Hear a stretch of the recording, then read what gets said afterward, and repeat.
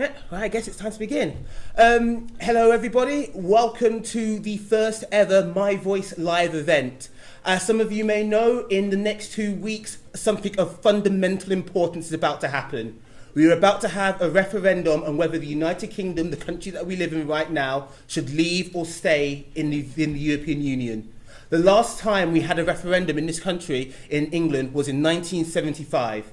So for the first time in over 40 years, you are being given the choice, the power to make a decision about where you think this country will be in the next 20 years. And it is fundamentally important that every person, especially young people, take up this choice, go out and vote, regardless of whether it's for leave or remain. Because this is your choice, it's your voice, and it allows you to finally say, I have a decision that I want to make about this country, and this decision will be carried out. So today with us we have Julie Cooper MP, the MP for Burnley, who has very kindly agreed to take part in a Q&A about whether we should leave or stay in the EU referendum and why that referendum is important. Why is it important that we vote in this referendum? Why should we? I think it's always important when you get a chance to have a vote in anything, whether it's in local government or national government, that you exercise your democratic right. This is the government saying to you, each individually, what do you think? And they're saying your view matters, it counts. So I think you should use this opportunity to have your say. The only thing that ever depresses me about elections is, even elections that I don't always win, is when not enough people vote. So I hope that whatever the outcome of this debate and the things that you're hearing and reading, that you will make sure, those of you who are eligible to vote, that you actually go out and vote, and that you encourage everyone you know to take part in this referendum that is about the future of our country. There could not be a more important issue for us, and it will probably, I would go so far as to say, be the biggest thing that you get the opportunity to vote for in your lifetime. Certainly the biggest thing in my lifetime. Why is it particularly important that young people vote in this referendum? Well, I believe really strongly that young people are the future of this great country, of which I'm very, very proud of my country, very proud to be British. And too often, policy in the country, I have to say, across all political parties, is dictated by the more senior, older members of society. And you know why? Because they usually vote. And that I find that really... I don't find it depressing that they vote. I find it depressing that so many young people don't vote, because the outcome of this and all decisions that we're voting on, the young people will bear the impact of this for far longer than somebody voting who's 80, for example. If you're 18, you are going to live with the consequences of this vote far longer. You are the future of this country, and it's vital that you have your say. What actually is the European Union? The European Union is an alliance of 28 states within Europe who work together for a collective good. Far beyond trade, so many issues. We face challenges together in the world as a very strong alliance. Economic, social, environmental, many issues. Any and all of those issues are the business of the EU. So a question that's been asked by some from social media. Person with autism, how will disability rights be affected if we leave the EU? The EU has been really strong on rights, for population rights. At times when the British government's been slow to act, the EU has set standards that member states are bound by, and some people will say they're telling us what to do. But when it's about raising standards, I respect that. That's how do we make the laws? Well, we live in a democracy and we vote about things. You vote for your people to represent. You vote for your member of parliament, and then when we get into London, we formulate a suggestion for a law, and then we all vote on it. And the majority carries that through. For example, there was a vote recent times that might interest you on. There was a suggestion that 16 and 17-year-olds should be allowed to vote. I supported that very strongly, and we had a vote in Parliament about whether that's something that we should include. And unfortunately, I was in a minority, so that's democracy. It didn't happen. But that's how we make laws. Democracy.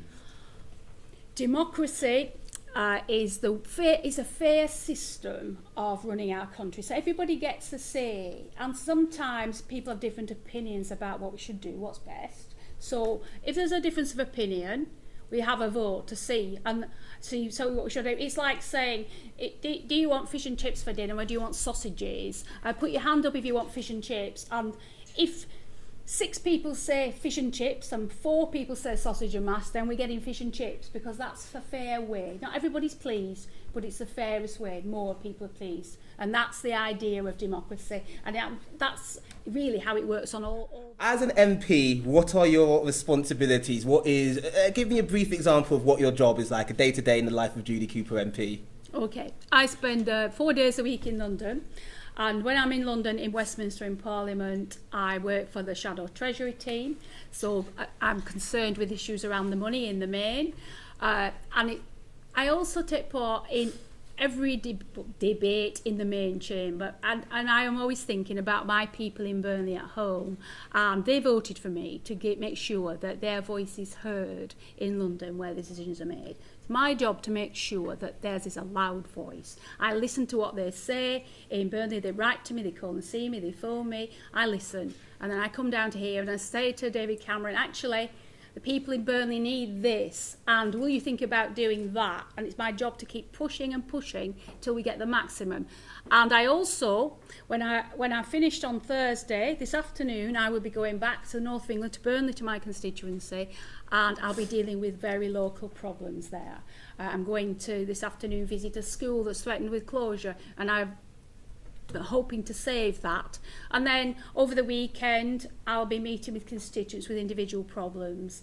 Sometimes people lose their job and there's an argument about it. Sometimes somebody goes to prison and they shouldn't have done, and sometimes people can't get the right health care, and they come to me and say, please will you help me and my family, and I and my staff do our very, very best to help. So it's quite a big job. It's fantastically interesting. With the lack of diversity in senior figures in a lot of the leading EU institutions, how do you feel it can be improved and to be more inclusive of people with disabilities and other protected characteristics?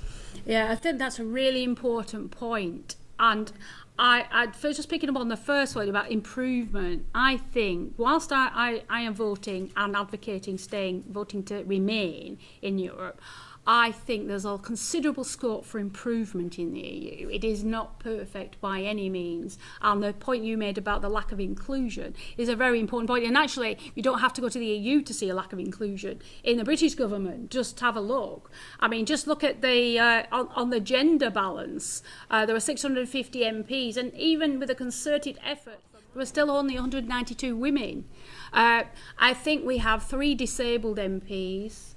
We don't not have many MPs from ethnic minority groups either, and that is a problem. I think our Parliament and the European Parliament should look like the people it seeks to represent. We've got to no wonder people don't vote when they look at a group of politicians, whether they're European or British, and think, well, they're not talking about me, they're not people like me. I mean, I'm really proud that I would call myself a working class MP, and there aren't many of us there, to be fair. And I'm sure you know one of the big issues a lot of people have with the EU is they see it as undemocratic, that there is an elected part of it, the Parliament, but that most of the decisions are made by the European Commission, which isn't directly elected. And since you support democracy and young people voting and more voting, and obviously you're very passionate about that, but also staying in the EU, do you ever see that as a contradiction? No, I don't see it as a contradiction, because, as I was saying, I think we have to work to reform the EU, and you're absolutely right. We need more democracy. Democracy is the way we should run our world. And the more democratic institutions are, the more people will engage, and the more they'll feel part of it, and that's the best governance of all. But back to the point I was making before, is that when Britain's half-hearted about its European membership, and not willing to engage on these things, we do the British people a disservice, I think. But I do think the change that we want to effect, we're not going to do those ever by sitting outside the EU, are we? But on the democracy front as well, though, I would say about the one of the key institutions in our system, the House of Lords, of course, is the most undemocratic institution in the world. And we allow them to ratify all our laws. But these people are unelected. A third of them are bishops, for example, in there. And never move out of that House of Commons barely, live a very sheltered world, not really representative of the wider community, certainly not elected in there. What difference would staying or leaving in the EU actually make to a 60-25? And we invented trading. We were the first traders in the world. We don't have any raw materials hardly at all. We are the world's first and major trading nation. And I think our future has got to be as an outward-looking nation. And I look to the future of my children and my grandchildren that aren't yet born and future generations of Britain. And I think that we have a responsibility, and particularly older people, myself and older people inside, to make sure that we are really thinking about the future of our country and future generations when we make this word. The right of our young people and the opportunities to work throughout the world on an equal footing. I mean, for example, it's far easier if you want to be a doctor to be in the EU, to work anywhere through you. There are agreed standards. There's no debate about it. We have an agreed set of qualifications on lots of things. We share also a joint approach to challenges that are going to be more affect you more than it's going to affect me because you're young. The challenges of climate change, changing for all of us. So why does Britain think that it should reinvent the wheel and work alone? But does it think, I say I'm very proud of Britain and we take leading roles in lots of things, but obviously 28 heads are better than one. Only this morning I read an article about the government scrapping the benefits and therefore taking away the independence of thousands of disabled people through a faulty benefit system. How does staying in the EU protect me and other disabled people from this? Well, I think we've a joint voice for rights, and the much criticised European Court of Human Rights. I mean, that is talked about. Now, I find it really saddening. That's talked about in the British media like it's a terrible thing. I'm shocked. Do British people, disabled or otherwise, not deserve to be protected by basic human right legislation? I would hope so. That was long fought for, and we shouldn't give that up lightly. Members of Parliament, isn't there a lack of knowledge on disabilities such as autism for the members of Parliament, and they don't really understand what an autistic child, young adult would have to go through in life, and where's the funding, and how can they sit down and make decisions on such funding towards a cause without actually having the in-depth knowledge that I think is required to be able to put forward funding. I absolutely accept what you say. You're right. There isn't enough knowledge in Parliament. It's improving. I've only been there a year. I'm new. We have an all-party parliamentary group on autism, and it's well attended. I knew very little about autism until I became a member of Parliament, being perfectly honest with you. And I only began to become aware and began to seek out information is when I had constituents come to me with difficulties who could not find a suitable school for their child, and as a family were very distressed. And so I began to look at their cases, and I was quite shocked at the poor provision and how people were being pushed around. And as I've already said, I have a lot of people from deprived backgrounds in my community. Well, they had no chance whatsoever. If they weren't articulate and couldn't make a lot of noise. If you are not a political person, why is it still important that you vote? Because politics affects everything in all our lives. It affects the house we live in, the schools we go to, the health service that we receive. It affects things to do with our environment, every single bit of our lives. When people say to me sometimes, well, I'm not interested in politics, I'm like, well, are you not interested in living? Because every single thing that in your life, to the price of the goods on the shelf in the supermarket, there is a political decision being made behind the scenes that has determined that. So I would say to you, if I would leave you with one word, is that whatever you do, vote in this election. Even if you don't agree with me, vote. It's your democratic right. And in fact, in every election that you ever get the opportunity to vote in, whether it's local government or national, exercise your democratic right. Ask questions of the candidates. Make sure, obviously there were no candidates in this election, but in future elections, and there'll be many in your lifetime, ask questions. Ask a candidate. Many people have asked me, what are you going to do for me? What difference does it make for me? I live in Burnley and I do this, etc., etc. What difference does it make? Ask that question. I listen to all the candidates and vote for the one who you think chimes most closely with your views. And always vote for somebody.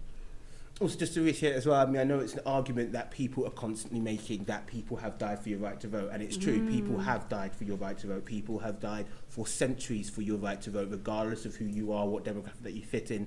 But to me, voting is something that is actually more important than that. It's more important than the people who died, because to me, voting is a symbol. Voting is a symbol of the type of country in which you live in and the type of system in which you are governed. Voting demonstrates that you are a free citizen of a country, that you are able to make a choice, that you are able to have that determination to make sure that the policy of the country in which you live in is decided by you and the rest of the people who live around you.